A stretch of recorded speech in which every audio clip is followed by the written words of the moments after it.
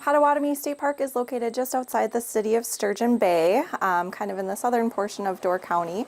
I like to say it's the gateway to Door County, so it's a good launching point for people that are planning a visit to Door County. Certainly make a stop here as part of your Door County adventures.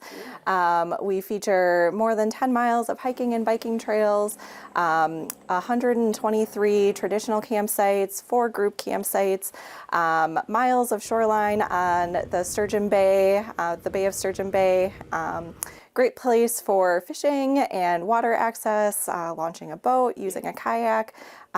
We also feature the Ice Age Trail, and this property has the eastern terminus of that Ice Age Trail, which is over 1,000 miles and travels all throughout the state of Wisconsin. We see over 250,000 visitors on average, and lots of campers that come and stay in our campground, and then a lot of people just coming in for the day. We're very close to the city of Sturgeon Bay, so not only do we get tourists that come in and visit the park, but we're very accessible to local residents as well.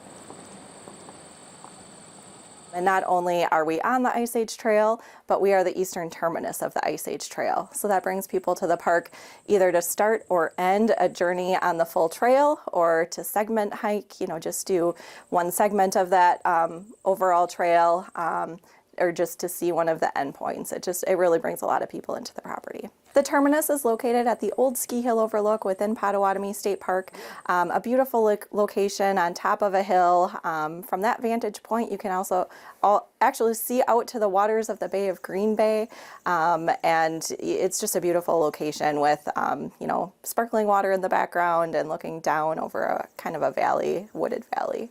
We've worked with the Ice Age Trail Alliance and the Lakeshore chapter of that alliance to make some improvements to the trail. There was a big Ice Age Trail Mobile Skills Crew project a couple years ago to reroute part of the trail and just make some great upgrades to that trail. And we're working with volunteers from the alliance right now to hopefully do some even more landscaping and improvements over the next couple of years in that location.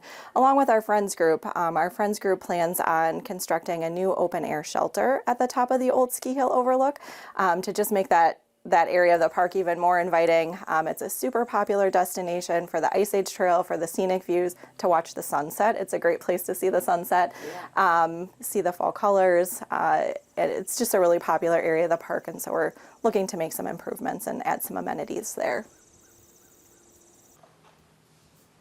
The tower was originally constructed in 1931, so it's a fairly old structure, and about 8 years ago, we started to recognize some structural deterioration and some concerns that were just, due to the age of the structure.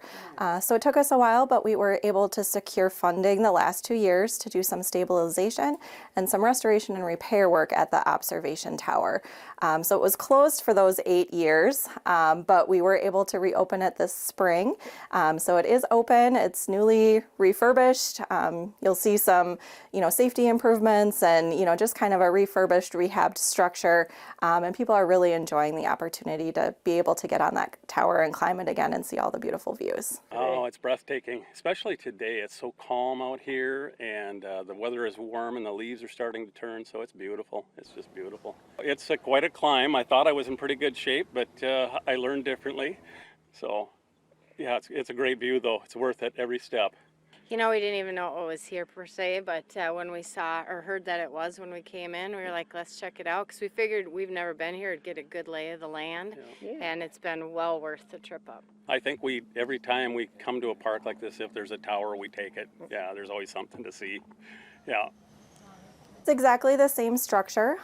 There were repairs made. Some members were replaced with new, but for the most part, it is the same structure, same height. Okay. And because of that height at 75 feet tall, once you get to the top, you are above the tree cover. So we didn't have to do any additional tree cutting or anything like that. We're starting to see, just the first hints of some fall color changes here now. I'm certainly not the expert, so I'm not going to predict when the peak is going to be.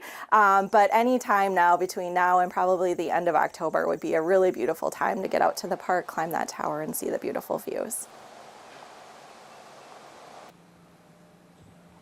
The Niagara Escarpment is a geologic feature that runs through our park, several other parks and locations in this area, all throughout the Door Peninsula. It's actually the same rock formation that forms Niagara Falls in New York, so people might make that connection to the name Niagara Escarpment. And that creates a bluff in the park. So we have quite a bit of elevation going from right down on water level up to the top of a bluff that's about 150 feet tall. And actually our observation tower sits on top of that bluff. So not only is the tower about 75 feet tall, but it's on top of that bluff that's an extra 150 feet. So you get a really high, great vantage point to see the views. We live about 3 miles from this part of the park. We actually live almost right next to the park in Sturgeon Bay. And just for fitness and fun, we come through the park every day. We bike about 10 miles, and it keeps us healthy, wealthy, and young. We do 10 miles each day, and we have favorite spots where we stop. We have, this is one of our water breaks, and then we will go down the big hill and we'll have an apple break. So every day we bring a snack, and it's wonderful. We get to snack and enjoy the beauty of the park. It's just amazing. Well, you get all the views, and you get, now with the fall, you'll get the fall foliage. You get your exercise. It's a win-win situation. So we're very blessed to have this beautiful park. We do a complete loop through the park. There's about 2 or 3 really good hills which challenge you up the hills. And the total distance, it's about 10 miles, and it's what we do every day. We get to not only hear the birds, we can identify them as we go through. We like doing that. We go past the tower and get to see what's going on there now that the tower's reopened. That's cool. Plus, we go down to the boat ramp every day and just check out how many fishermen are in the water, how many boats are in there, what they're hauling back. Yeah, it's a lot of fun. Oh my gosh, it's good for the soul, and the beauty of the park is just unbelievable. There are different parts. And this year we climbed the Potawatomi Tower again, so that was just breathtaking. And another beautiful spot is a boat landing, and that's where we have our snack in a little while. Potawatomi State Park is a very popular location to launch a boat, to access the ice for ice fishing, just a really popular location for recreational boating and fishing access. And this year we worked with our friends group to install a new universal kayak launch. So that's an opportunity for canoes and kayaks and other non-powered watercraft to launch outside of the traditional launching ramps used by those motorboats and, trucks and trailers and other, kind of obstacles for those non-motorized watercrafts. So this is a new facility specifically for those types of craft. It was installed earlier this summer, and it's beautiful. It's getting a lot of use. It's a really great amenity, and thanks to our friends group for helping with that. We have a nice picnic area on the south shoreline in the park. That area features a picnic shelter that's reservable, and that does get rented for, special events, weddings, graduation parties, any type of gathering. That facility is available for rental. And in that location as well, we have a universal fishing pier that was also constructed with the support of our friends group, and that went in several years ago.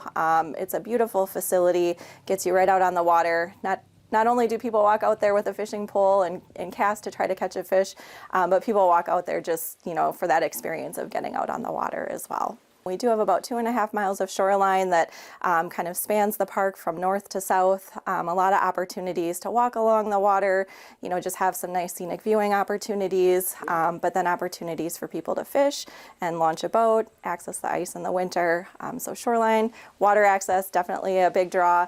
And then the other thing would be the Ice Age Trail. We are currently constructing a new visitor center at Potawatomi State Park.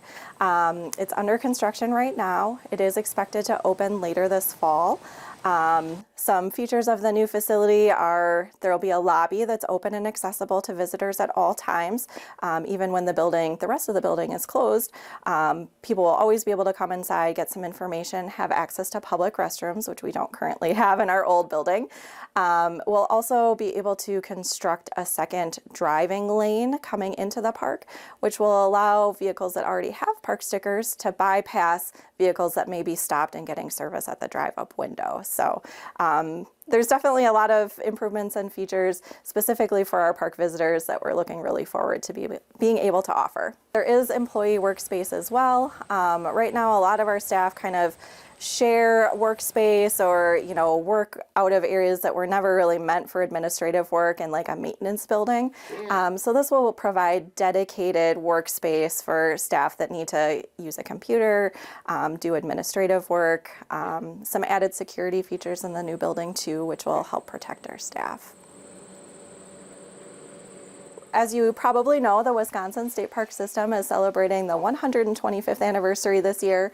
Potawatomi State Park was established in 1928, so we're not quite 125 years, but we are approaching our 100th anniversary. So we're looking ahead to the year 2028 when we'll be celebrating our centennial. And so keep an eye out for maybe some special events or other things going on in that centennial year.